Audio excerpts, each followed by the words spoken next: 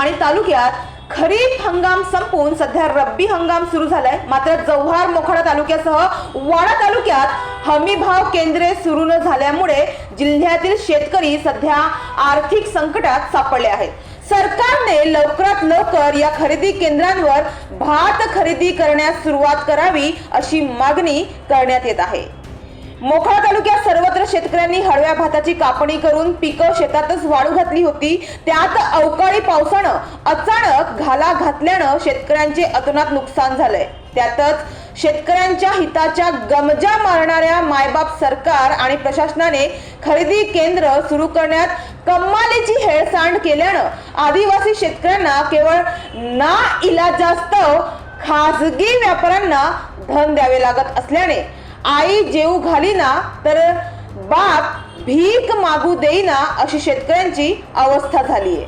गेल्या काही वर्षापासून शेती व्यवसाय बिघडलेल्या वातावरणात हेलकावे खात आहे। पावसाचे उशिराने आगमन, अतिवृष्टी, अवकाळी पाऊस, परतीच्या पावसाचा फटका, नापिकी व सरकारचे कृषी विषयक दिशाहीन धोरण इत्यादी कारणामुळे शेती व्यवसाय उतरणीला लागला आहे। अशा परिस्थितीत सरकार उत्पादित शेतमालाला हमी भाव देणे व वेळेवर भात खरेदी केंद्रे सुरू करणे या दोन महत्त्वाच्या बाबीकडे अक्षम्य दुर्लक्ष करत असल्याचं दिसून येत आहे। त्यामुळे जिल्ह्यातील शेतकरी उद्ध्वस्त होण्याच्या मार्गावर आहेत। खासगी बाजारपेठेत भाताला भाव मिळत नसल्यामुळे राज्य शासनाने पालघर जिल्ह्यात आदिवासी विभाग महामंडळाच्या माध्यमातून वाडा मोखाडा तालुक्यात 10 खरेदी केंद्रे स्थापन केली आहेत। या खरेदी केंद्रावर सुमारे 1465 शेतकऱ्यांनी भात विक्रीसाठी नोंदणी केली आहे।